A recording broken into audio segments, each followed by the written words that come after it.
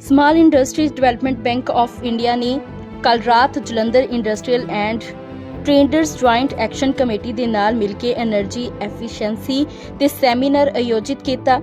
ਇਸ ਸੈਮੀਨਾਰ 'ਚ ਉਦਯੋਗਪਤੀਆਂ ਨੇ technology and management consultancy centre ਦੇ ਮੈਨੇਜਿੰਗ ਡਾਇਰੈਕਟਰ ਰਾਕੇਸ਼ ਯਾਚੋ ਨੇ એનર્ਜੀ ਐਫੀਸ਼ੀਐਂਸੀ ਤੇ ਵਿਸਤਾਰ ਨਾਲ ਜਾਣਕਾਰੀ ਦਿੱਤੀ। ਉਹਨਾਂ ਦੱਸਿਆ ਕਿ ਉਹਨਾਂ ਦੀ ਕੰਪਨੀ ਵੱਖਰੀਆਂ ਫੈਕਟਰੀਆਂ ਦੇ ਵਿੱਚ ਜਾ ਕੇ એનર્ਜੀ ਆਡਿਟ ਬਿਲਕੁਲ ਫ੍ਰੀ ਕਰਦੀ। ਫੈਕਟਰੀਆਂ 'ਚ ਕਿਹੜੀ ਮਸ਼ੀਨ ਦਾ ਇਸਤੇਮਾਲ ਹੋ ਰਿਹਾ ਹੈ, ਕਿਹੜੀ ਤਕਨੀਕ ਇਸਤੇਮਾਲ ਕੀਤੀ ਜਾ ਰਹੀ ਹੈ ਤੇ ਕਿੰਨੇ ਸਵਿਚ ਲੱਗੇ ਨੇ, ਕਿਸ ਤਰ੍ਹਾਂ ਦੇ ਟੂਲਸ ਦੀ ਇਸਤੇਮਾਲ ਕੀਤਾ ਜਾ ਰਿਹਾ ਹੈ, ਇਹ ਸਭ ਤੇ ਆਡਿਟ ਕੀਤਾ ਜਾਂਦਾ ਹੈ। ਫਿਰ ਕੰਪਨੀ ਦੇ ਮਾਹਿਰ ਆਪਣੀ ਰਿਪੋਰਟ ਦਿੰਦੇ ਨੇ ਤੇ ਸੁਝਾਅ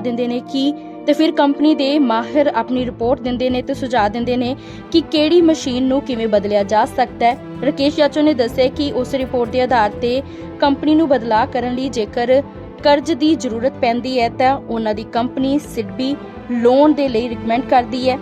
ਇਹ ਲੋਨ ਬਿਨਾਂ ਕਿਸੇ ਸਿਕਿਉਰਿਟੀ ਦੇ ਦਿੱਤਾ ਜਾਂਦਾ ਹੈ ਤੇ ਇਸ ਦੀ ਵਿਆਜ ਦਰ ਵੀ ਬੈਂਕਾਂ ਦੀ ਤੁਲਨਾ ਦੇ ਵਿੱਚ ਬਹੁਤ ਘੱਟ ਹੁੰਦੀ ਹੈ।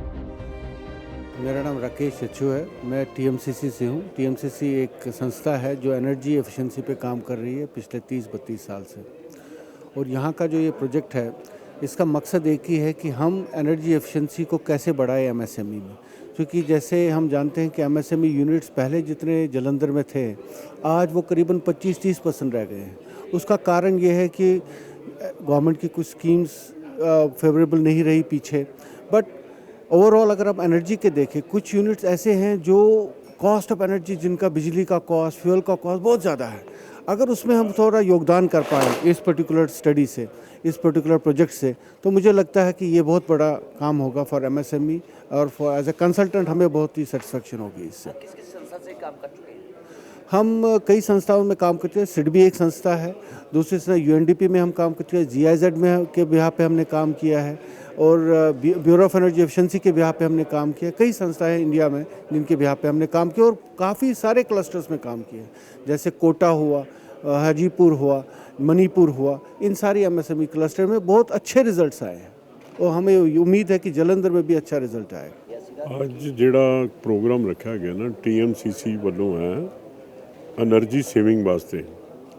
ਸੈਕੰਡਲੀ ਸਿਡਬੀ ਬੈਂਕ ਦੇ ਉਹਨਾਂ ਨੇ ਆਪਣੀਆਂ ਸਕੀਮਾਂ ਦੱਸੀਆਂ ਨੇ ਵੀ ਇਸ ਤਰੀਕੇ ਨਾਲ ਅਸੀਂ MSME ਦੀਆਂ ਜਿਹੜੀਆਂ ਸਕੀਮਾਂ ਸਾਡੇ ਕੋਲ ਆਈਆਂ ਨੇ ਉਹ ਇੰਡਸਟਰੀ ਨੂੰ ਅਸੀਂ ਚਾਨਣਾ ਪਾਉਣ ਵਾਸਤੇ ਉਹਨਾਂ ਨੇ ਅੱਜ ਮੀਟਿੰਗ ਰੱਖੀ ਹੈ। ਉਹਦੇ ਨਾਲ TMCC ਨੇ ਇਸ ਵਾਸਤੇ ਮੀਟਿੰਗ ਰੱਖੀ ਹੈ, ਇੱਕ ਇਹਨਾਂ ਦਾ ਸਿਡਬੀ ਦਾ ਇੱਕ ਅਦਾਰਾ ਟੈਕਨੀਕਲ ਵੀ ਜਿਹੜੇ ਸਾਡੇ ਅੰਦਰ ਮਸ਼ੀਨਰੀ ਲੱਗੀ ਹੈ, ਜਿਹੜੇ ਉਹਦੇ 'ਚ ਪਾਵਰ ਯੂਜ਼ ਕਰਦੇ ਮੋਟਰਾਂ ਲੱਗੀਆਂ ਨੇ, ਉਹਦੀ ਅਸੀਂ ਸੇਵਿੰਗ ਕਿੱਦਾਂ ਕਰ ਸਕਦੇ। ਆਇਆ ਜਿਹੜੀ ਮਸ਼ੀਨਰੀ 'ਤੇ ਮੋਟਰ ਲੱਗੀ ਆਇਆ ਉਹਦੇ ਮੁਤਾਬਕ ਲੱਗੀ ਹੈ ਜਾਂ ਇਹਨੂੰ ਚੇਂਜ ਕਰਨਾ ਹੈਗਾ। ਜੇ ਮਸ਼ੀਨਰੀ ਦਾ ਕੋਈ ਸਿਸਟਮ ਚੇਂਜ ਕਰਾਉਣਾ ਜਾਂ ਕੁਛ, ਉਹਦੇ ਨਾਲ ਕੀ ਹੈ ਤੁਹਾਨੂੰ ਪਤਾ ਅੱਜ ਕੱਲ੍ਹ ਪਾਵਰ ਬਹੁਤ ਮਹਿੰਗੀ ਹੈਗੀ ਹੈ ਅਤੇ ਇਹਦੇ ਨਾਲ ਇਹ ਹੋਵੇਗਾ ਜੇ ਅਸੀਂ ਇਹਨਾਂ ਦੀ ਇੰਸਪੈਕਸ਼ਨ ਕਰਾਉਂਦੇ ਹਾਂ ਨਾ ਵੀ ਸਾਡੀ ਸੇਵਿੰਗ ਕਿੰਨੀ ਹੋ ਸਕਦੀ ਪਾਵਰ ਦੀ।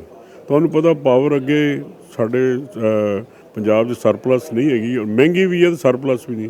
ਉਹਦੇ ਨਾਲ ਇਹ ਹੋਵੇਗਾ ਇੰਡਸਟਰੀ ਨੂੰ ਬੈਨੀਫਿਟ ਹੋਵੇਗਾ ਜਿਹੜਾ ਉਹਨਾਂ ਦੇ ਇੰਨੇ ਬਿੱਲ ਇਨਕਰੀਜ਼ ਹੋ ਕੇ ਆਉਂਦਾ। ਇੱਕ ਤਾਂ ਉਹਨਾਂ ਦੀ ਅਮਾਊਂਟ ਬਿੱਲਾਂ ਦੀ ਘਟੇਗੀ, ਸੈਕੰਡਲੀ ਸਾਡੀ ਪਾਵਰ ਬਚੇਗੀ। ਬਾਕੀ ਇਹਨਾਂ ਦੀਆਂ ਕਾਫੀ ਸਕੀਮਾਂ ਨੇ, ਸੋਲਰ 'ਤੇ ਹੈਗੀਆਂ ਨੇ, ਹੋਰ ਮਸ਼ੀਨਰੀ ਵਾਸਤੇ ਜੋ ਤੁਹਾਨੂੰ ਚਾਹੀਦੀ। ਈਵਨ TMCC ਨੇ ਜੋ ਵੀ ਕਿਹਾ ਸਿਡਬੀ ਜੇ ਅਸੀਂ ਉਹਦੇ 'ਤੇ ਕੋਈ ਅਮੈਂਡਮੈਂਟ ਕਰਦੇ ਹਾਂ ਨਾ ਉਹਦੇ 'ਤੇ ਲੋਨ ਵੀ ਦਿੰਦੀ ਹੈ ਬੜੇ ਘੱਟ ਰੇਟ ਆਫ ਇੰਟਰਸਟ 'ਤੇ। ਇਸ ਵਾਸਤੇ ਇਹਦੇ ਨਾਲ ਇੰਡਸਟਰੀ ਨੂੰ ਨਾ TMCC ਅਤੇ ਇਹਨਾਂ ਦਾ ਸਿਡਬੀ ਬੈਂਕ ਦਾ ਬਹੁਤ ਬੈਨੀਫਿਟ ਮਿਲਿਆ ਕਿ ਉਹਨਾਂ ਕੋਲ ਕਾਫੀ MSM ਦੀਆਂ ਸਕੀਮਾਂ ਹੈਗੀਆਂ ਔਰ ਅਸੀਂ ਸਾਰੇ ਇੰਡਸਟਰੀਅਲਿਸਟ ਜਿਹੜੇ ਅੱਜ ਇਕੱਠੇ ਕੀਤੇ ਇਸੇ ਵਾਸਤੇ ਜਿਹੜੀ ਇੰਡਸਟਰੀ ਦਾ ਬੈਨੀਫਿਟ ਲੈ ਸਕਦੀ ਹੈਗੀ ਹੈ ਉਹ ਬਿਲਕੁਲ ਇਹ ਦੇਣ ਨੂੰ ਤਿਆਰ ਹੈਗੇ ਨੇ। ਜੋ ਇਹਨਾਂ ਨੇ ਸਕੀਮਾਂ ਦੱਸੀਆਂ ਇੰਡਸਟਰੀਜ਼ ਨੂੰ ਕਿੱਦਾਂ ਦੀਆਂ ਲੱਗੀਆਂ? ਬਿਲਕੁਲ ਸਕੀਮਾਂ ਬਹੁਤ ਵਧੀਆ ਨੇ ਜਿਹੜੀਆਂ ਇਹਨਾਂ ਸਾਨੂੰ ਸਕੀਮਾਂ ਦਿੱਤੀਆਂ ਇੰਡਸਟਰੀ ਦੀ ਬੈਨੀਫਿਟ ਵਾਸਤੇ। ਇਹਨਾਂ ਦਾ ਰੇਟ ਆਫ ਇੰਟਰਸਟ ਨਾ ਆਮ ਬੈਂਕਾਂ ਨਾਲੋਂ ਅੱਗੇ ਤਾਂ ਥੋੜ੍ਹਾ ਜਿਹਾ ਫਰਕ ਜ਼ਿਆਦਾ ਹੁੰਦਾ ਸੀ, ਹੁਣ ਕਾਫੀ ਘੱਟ ਹੈਗਾ। ਲੋਕਾਂ ਨੇ ਆਪਣਾ ਇੰਟਰਸਟ ਵੀ ਦਿਖਾਇਆ ਇੰਡਸਟਰੀ ਨੇ ਔਰ ਜਿਹੜਾ ਵੀ ਕੋਈ ਬੰਦਾ ਫਾਇਦਾ ਲੈ ਸਕਦਾ ਹੈਗਾ ਉਹ ਫਾਇਦਾ ਲੈ ਲਵੇ, ਬਿਲਕੁਲ ਤਿਆਰ ਹੈਗੇ ਨੇ। ਉਹ ਗवर्नमेंट ਦੀ सेंट्रल गवर्नमेंट ਦੀ MSME ਦੀ स्कीम के अंडर सिडबी बैंक काम कर रहा है। सर मैं सिडबी से हूँ, मैं असिस्टेंट मैनेजर। हमारा ब्रांच जो ऑफिस है, एड्रेस है वो है सर BMC चौक जलंधर पे, होटल सेंटर पॉइंट बिल्डिंग में। तो सर हम लोग क्या करते हैं सर, हम सेंट्रल गवर्नमेंट का एक फाइनेंशियल इंस्टीट्यूशन है जो MSMEज़ के लिए फंडिंग प्रोवाइड करते हैं या फिर कोई भी डेवलपमेंटल काम है। जैसे सब अब ये स्कीम है जिसमें हम फ्री एनर्जी ऑडिट्स करा रहे हैं, इस सब का क्या है, इस सबसे क्या होगा, एमएसएमईज़ को बेनिफिट होगा। भले वो फंडिंग लेते हैं या नहीं लेते हैं, वो उनका वो सेकेंडरी मैटर है, लेकिन फर्स्टली क्या है, उनको बेनिफिट हो रहा है, वो अपना प्रोसीजर समझ पाएंगे, उनको ऑटोमेशन अगर करना है तो ऑटोमेशन समझ पाएंगे।